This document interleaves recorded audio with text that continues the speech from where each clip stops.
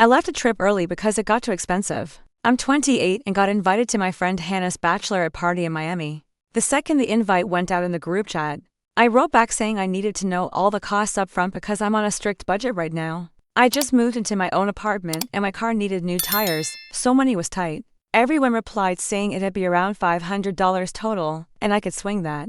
So, I said yes. 2 weeks before the trip, the maid of honor, Vanessa, sent a Venmo request for $300. It was for the airbnb and the party bus we'd take around the city since we'd all be drinking. The message said the bride wouldn't have to pay her portion, so the rest of us would split it. I sent the money, even though that was already more than half my budget. I flew in Friday afternoon and met everyone at the airbnb. There were 8 of us total. Right away, Vanessa announced we had dinner reservations at the steakhouse downtown at 7 o'clock. I looked up the menu on my phone while getting ready, and my stomach dropped. Entree were like $60 minimum. I pulled Vanessa aside and asked if we could maybe go somewhere cheaper, and she laughed and said the reservation was already made. At dinner, I ordered the house salad for $18 and water. Everyone else got steaks and lobster and bottles of wine. Hannah ordered this $95 tomahawk steak and 3 cocktails.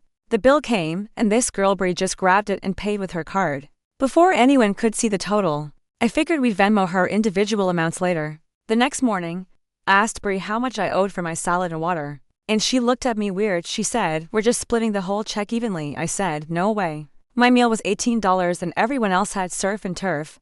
She rolled her eyes and said, "That's not how it works when you're in a group." I said, "I specifically ordered cheap because I told everyone I was on a budget." Then Vanessa jumped in and said, "Obviously, we're covering everything for the bride, too." I was confused because nobody mentioned that in the group chat.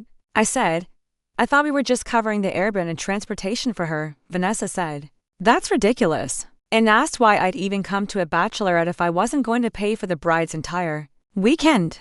I looked around, and all the other girls were nodding like I was insane. I did the math in my head.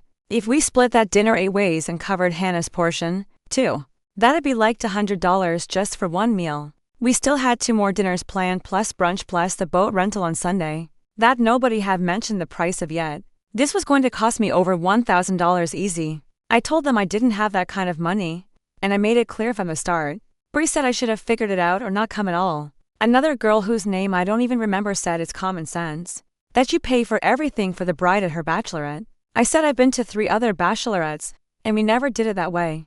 Vanessa told me to stop being cheap and just put it on a credit card. I said I'm not going into debt for a weekend trip.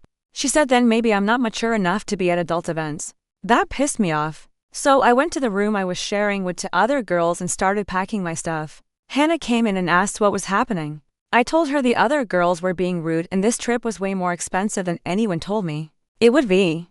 I said I felt uncomfortable and couldn't afford to stay. She asked if I was seriously leaving her bachelorette party early, and I said I didn't have a choice. She started crying and said I was ruining her special weekend.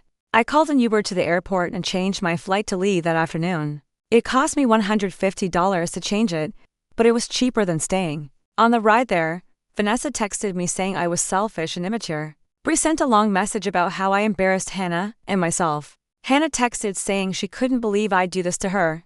I didn't respond to any of them. When I got home, I did the math, and if I'd stayed the whole weekend, it would have been close to $1,400 with all the split checks and covering Hannah. Chloe kept repeating that phrase too. It's mom's money, as if saying it out loud would magically make everything simpler. But it didn't. It only made the situation heavier. I could see the conflict in her eyes every time the inheritance came up. It wasn't about greed or entitlement. It was about the last thing her mother left her. The last piece of security she'd get from a woman who should have been here guiding her through every milestone. And I knew that mattered. I knew how much it mattered. A few days after our argument, Chloe finally came downstairs. She looked exhausted, like she hadn't slept in days. But she quietly sat at the kitchen table while I made pancakes. She didn't talk, didn't look at me, just sat there picking at her nails until she finally muttered, "I don't want to lie." I set the plate down. "You're not lying. You're just choosing who deserves your truth." She didn't argue. But she didn't agree either. She just stared at her plate like the answer might magically appear in the syrup. For a week, things were tense. She'd go to school, come home, go to her room. She didn't bring Alex over, didn't sit with us for movie nights. Barely spoke unless she had to. One night, I heard her crying again in her room, muffling it like she didn't want anyone to know. It hurt, knowing I was part of the reason she felt trapped. But I kept reminding myself 6 months. Just 6 months and her life opens up. But teenagers don't think in months. They think in moments. Still, I thought things were stabilizing until Sunday. We went to my mother's house for the usual dinner we all dread but still pretend to enjoy. My mom was in rare form, complaining about everything from the weather to the decay of modern morals, which is her favorite phrase right after the church doesn't approve. Chloe sat stiffly beside me, trying not to react, but I could feel her anger simmering under the surface. My mom started in on the topic of marriage again, telling Chloe she should start praying for a good Christian boy. And I swear I saw Chloe's soul leave her body. Then, with the worst possible timing, my mom turned to her and said, "Sweetheart, your future husband will be so blessed to have a wife who was raised with proper values." Chloe's fork clattered against the plate. I held my breath. She looked at me, eyes wet, furious, hurt, and in that moment, I knew she was inches away from exploding. But she didn't. Instead, she stood up, quietly excused herself, and walked outside. My mother frowned. What's wrong with her now? I wanted to scream. I wanted to grab my mother by the shoulders and shake her until she understood she was a problem. But instead, I said something safe like, "She's just stressed about school," Mom tutted, muttering something about teenagers being dramatic. I went outside and found Chloe pacing by the driveway, tears on her cheeks and hands shaking. "This is stupid," she choked out before I could say anything. "I shouldn't have to hide myself because Grandma's stuck in the 1950s, you're right," I said softly. "You shouldn't have to. So why am I?" She cried. "Why am I pretending to be someone I'm not just to make her comfortable? She doesn't care about me. She cares about control, and you're letting her control me too." That once done. Because part of it was true. I wasn't trying to control her, but I was trying to protect her from consequences she didn't deserve. But to a 17-year-old who has already lost her mother, it looked like betrayal. "I'm trying to protect your future," I said gently. "That money is yours, not hers. And she will look for any excuse to make things harder for you. I'm trying to make sure she doesn't get that chance." Chloe wiped her face. "I hate that you might be right. I hate it too." She leaned against me then, shoulders trembling. "I don't want to lose Alex." "You won't," I promised. "Not over this. Not ever." That seemed to calm her a little. But then last Tuesday, things got worse. My mom showed up at our door unannounced, something she only does when she feels suspicious. She wanted to check on Chloe because she sensed something was off. She wandered through the house like a detective searching for evidence of sin. I tried to keep her in the kitchen, but Chloe was coming down the stairs and froze when she saw her. My mom looked her up and down and said, "You've been different lately. Are you hiding something from me?" Chloe's jaw clenched. I panicked internally. My brain was screaming, "Not yet. Not now. Please, not yet." But Chloe looked like she was one breath away from telling the whole truth. I stepped between them. "She's stressed about exams. That's all." My mother narrowed her eyes but eventually left. Chloe didn't talk to me for the rest of the day. Later that night, she said quietly, "I'm starting to hate that this is a secret, I know." I whispered, "But we're so close." She didn't respond. Now we're at a crossroads. Chloe says she's thinking of coming out publicly even if it risks everything. My husband supports her. Part of me does too. But the part of me that promised my sister I'd protect her daughter, that part is terrified. 6 months feels short to me. But to her it feels like a cage. And I don't know which one of us is right anymore. Story 2. I was supposed to be in London for 2 weeks. Finished the deal early. Decided to surprise my wife. I pulled into my driveway at 11 p.m. on a Thursday, 10 days early, and saw my car in the garage. The car I'd left at home. My brother's truck was parked in my spot. Strange, but Mark had been having financial troubles. Maybe Linda let him borrow the car. I walked in quietly, not wanting to wake Linda. The house was dark except for a light upstairs in our bedroom. I climbed the stairs, smiling, planning my surprise. I opened the bedroom door. My brother Mark was in my bed wearing my robe with my wife. They froze. Linda screamed. Mark scrambled for his clothes. I stood there completely calm and said, "Don't bother getting dressed. I have 10 days of video footage from the cameras I installed before I left. Every moment you've been here, every lie you told, everything you stole. The police are on their way." I called them from the driveway. Mark's face went white. "You called the police?" I told them I came home to find intruders wearing my clothes, driving my car, and stealing my belongings, which is exactly what you are, both of you. What happened next was the fastest, most satisfying revenge I've ever had. My name is David Walsh. I'm 64 years old, married 38 years to Linda. 3 weeks before my London trip, something felt off. Linda was different, distant, always on her phone, laughing at messages she wouldn't share. Work stuff, she'd say. Boring. Then my brother Mark called. "Hey David, I hate to ask, but I'm going through a rough patch. Lost my job, behind on rent. Could I crash at your place for a bit? I'm leaving for London in 2 weeks, I said. 2-week business trip. Even better, I can keep Linda company. Help around the house. Something about the way he said it felt wrong. Keep Linda company. Let me think about it, I said. That night, I did something I'm not proud of. I checked Linda's phone while she was in the shower. Found messages to someone saved as M.2 weeks without him.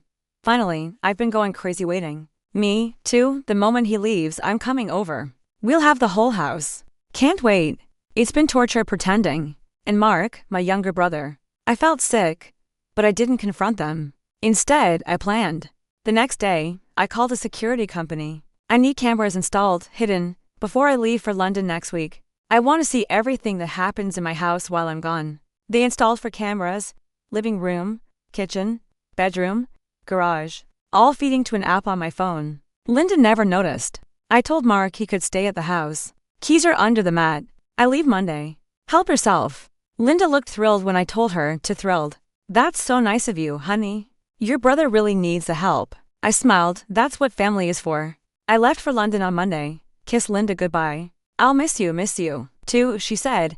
But she was already texting. On the plane, I opened the security app. The cameras were live. By Monday evening, 8 hours after I left, Mark's truck was in my driveway. He let himself in with the key. Linda greeted him at the door. They kissed. Not a family kiss. The kind of kiss that told me everything. 2 weeks, Linda said. 2 weeks of freedom. Should we feel bad? Mark asked. Linda laughed. David's clueless. He's been clueless for months. We deserve this. I watched from my London hotel room as my brother moved into my house. Watched him unpack his things in my closet. Watched him shower in my bathroom. Watched him put on my robe. Watched him get into my bed with my wife. For 3 days, I documented everything, every kiss, every moment. Every time they said my name like I was a joke. David's probably sitting in boring meetings right now, Mark said one night. Good. Linda replied. Means he's not here bothering us. They ordered takeout on my credit card, drank my whiskey, wore my clothes. Mark was driving my car. Linda let him. They weren't just having an affair. Mark was living my life, trying it on like one of my suits. On Thursday, day 4, I made a decision. I'd seen enough. I called my business partner in London. The deal's done. I'm coming home early. Don't tell anyone. Everything okay? Everything's about to be. I booked a flight for Thursday evening, landed at 1:00 p.m., drove home, and walked in on them. Mark scrambled out of bed trying to grab his pants. David, this isn't what? Isn't you wearing my robe in my bed with my wife? Because that's exactly what it is. Linda pulled the sheet around herself. David, please let me explain. Explain what? The cameras captured everything. 4 days of footage. You moving Mark in. You kissing him in my kitchen. You wearing my clothes. I looked up Mark. You driving my car? You using my credit cards? You drinking my whiskey? All of it documented. Cameras. Linda's voice went shrill. You put cameras in our house, my house? The house I bought 30 years ago?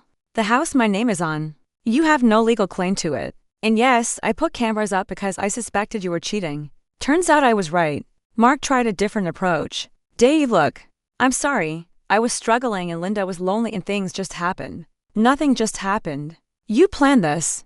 I have texts from before I left. 2 weeks without him. Finally. You couldn't wait for me to leave so you could play house with my wife in my home. I pulled out my phone. I called the police from the driveway. They're on their way. I'm reporting both of you for theft, trespassing, and fraud. Theft. Linda stood up. This is my house, too. No, it's not. Check the deed. My name only. I bought it before we married. You have no ownership. You're a guest in my house, and I'm evicting you. You can't. Absolutely can. And Mark, you're wearing my clothes, my robe, you drove my car without permission. You used my credit cards. That's theft. Clear. Documented theft. Mark's face went from pale to gray. David, come on. I'm your brother. You were my brother. Now you're just a criminal in my house. Sirens outside, red and blue lights through the window. They're here, I said. Get dressed, both of you. You're both leaving in handcuffs. 2 officers came upstairs. I showed them the camera footage on my phone. 4 days of Mark and Linda in my house. This man, I pointed to Mark, broke into my house while I was away, wore my clothes without permission, drove my car, used my credit cards for purchases, slept in my bed, all without my consent. He's my brother-in-law. Linda protested. I let him stay here. Do you own this house? The officer asked. Her name is not on the deed, I said. I own this house solely. She's my wife, but she has no legal right to invite someone to live here. Wear my clothes. Use my property, the officer nodded. Double quote, sir. He said to Mark, did you have explicit permission from the homeowner to be here? Mark looked at Linda, then at me. I thought, that's a no, the officer said. And you've been wearing his clothes? He's my brother. He wouldn't mind. That's still theft if done without permission. The officer turned to me. Do you want to press charges? Absolutely. Against both of them. Theft, trespassing, fraud for the credit card charges. David, please. Linda was crying now. Don't do this. I'm your wife. You were my wife. As of right now, you're someone who helped a man steal from me, and that makes you an accomplice.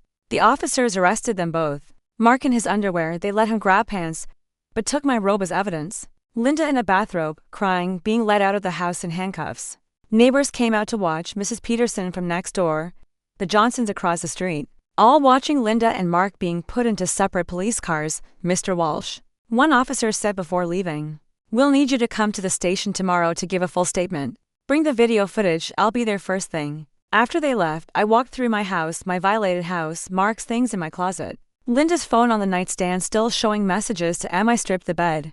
Threw everything in the garage, went to a hotel for the night. I couldn't sleep in that bed yet. The next morning, I went to the police station with my lawyer and for days of video footage. The detective watched it all. This is pretty clear-cut. Your brother's in serious trouble, and your wife was complicit. What charges are they facing? Theft, criminal trespass, credit card fraud. Your brother's looking at up to 2 years. Your wife might get probation since she lives there, but the fraud charges stick. Good. What about your marriage? The detective asked. I'm filing for divorce today. Adultery with video evidence. I went straight from the police station to a divorce attorney. Showed her everything. This is the most documented case of adultery I've seen in 30 years. She said, in this state, adultery affects asset division. She'll get almost nothing. Good, I said again. That's what she deserves. The divorce moved fast. Linda tried to fight it. Claimed she loved me. It was a mistake. Mark seduced her. I played the videos in mediation. Her lawyer watched her kiss Mark in my kitchen, laugh about me being clueless. Say she deserved freedom. My client accepts the divorce terms. Her lawyer said quietly, Linda got nothing. No house, no savings, no retirement. The prenup I'd insisted on 38 years ago saved me. She left the marriage with her personal belongings and that's it. Mark pleaded guilty to avoid trial, 18 months in jail, restitution for everything he'd stolen, restraining order keeping him from contacting me. At his sentencing, he tried to apologize. Dave, I'm sorry. I was desperate and stupid and you're not my brother anymore. I said, you're just someone I used to know who went to prison for stealing from me. Linda tried reaching out through mutual friends. She wants to explain. She wants closure. She had 38 years to be honest. She doesn't get closure now. 6 months after catching them, I'm in a different place. I sold the house. Too many bad memories. Bought a condo downtown. Fresh start. My kids, both in their 30s, were devastated. How could mom do this with Uncle Mark? I don't know. I said honestly. But she made her choices. And you really had cameras? I was suspicious. I wanted proof before I accused anyone. Turns out my instincts were right. My daughter Emma said something that stuck with me. Dad, you could have confronted them before you left. Why didn't you? Because then I wouldn't have evidence. They deny it. Call me paranoid. Gaslight me by leaving by letting them think they won. I got for days of documented proof. Proof that destroyed any defense they could make. That's cold. They were stealing from me. Living in my house, wearing my clothes, sleeping in my bed. Cold was the only way to win. Last month, I ran into Mrs. Peterson, my old neighbor. David, how are you? Good, actually. Really good. I'm so sorry about what happened. Linda and Mark, we were all shocked. Don't be sorry. I'm better off without them. You know, she said carefully. Linda came by the old neighborhood last week. Drove past your house. Well, the house you sold. She sat in her car for a long time crying. Good. I said she should cry. She threw away 38 years for days of playing house with my brother. This morning, I got a letter from Mark, prison number and the return address. Dave, I know you won't forgive me. I'm not asking for that. But I need you to know I regret everything. I destroyed our family. I destroyed your marriage. I destroyed your trust. I was jealous of you my whole life. Jealous of your success, your house, your wife, and when Linda showed interest, I thought finally I could have what you had. I was wrong. I'm sorry. I read it twice, then threw it away. Some apologies come too late. Some betrayals are too deep. You don't get to steal someone's life and then ask for forgiveness from prison. Linda sent a message through my daughter. Tell Dad I'm sorry. Tell him I made a terrible mistake. Tell him I love him. What should I tell her? Emma asked. Tell her I moved on. Tell her I'm happy. Tell her I don't think about her anymore. Is that true? Not yet, but it will be. Last week, I went on a date. First one in 39 years. Woman named Grace. Met her at a charity event. Widow. Kind. Direct. My wife died 3 years ago. She said, cancer. We were married 42 years. You divorced 6 months ago. Caught my wife with my brother in my house. That's awful. Actually, it was liberating. I spent 38 years with someone who didn't value me. Now I'm free to find someone who does. She smiled. That's a healthy way to look at it. We're having dinner again next week. This afternoon, my son called. Dad, Uncle Mark's getting out in 6 months. Will you see him? No. Not even for family events. Grandma's asking. If Mark's there, I'm not. That's non-negotiable. He's not my brother anymore. That seems harsh. He stole from me. Slept with my wife in my bed, wore my clothes. Drove my car. He didn't just betray me. He tried to become me. That's not something I forgive. Fair enough. Tonight, I'm in my condo. No ghosts, no memories of betrayal. Just me, a good book, and plans for the weekend. Mark's in prison. Linda's living in a small apartment. Working retail. My old house has a new family. And I'm here free, planning a second date with someone who values honesty. They thought they could steal my life for 2 weeks. They thought I'd never find out. Instead, they gave me 4 days of video evidence, lost everything they had, and handed me a fresh start. Sometimes the best revenge is just catching them in the act and letting consequences do the rest. I was supposed to be gone 2 weeks. They moved my brother into my house, my bed, my life 3 days after I left. What they didn't know, I'd installed cameras before leaving. I had 4 days of footage of them wearing my clothes, driving my car, saying I was clueless. I came home 10 days early. Caught them in my bed, called the police from the driveway, both arrested for theft. Both lost everything. Sometimes the fastest revenge is just documenting the crime and letting the law handle it. If this story moved you, if you felt the betrayal, the justice, or the redemption deep inside, please take a moment to hit like. It tells me this story mattered. Share your thoughts in the comments. Your words don't just echo, they inspire the next story. And if you believe in stories that stand for truth, loyalty, and poetic justice, please subscribe to this channel and turn on the notification bell. You're not just a viewer, you're part of this journey. Thank you for being here.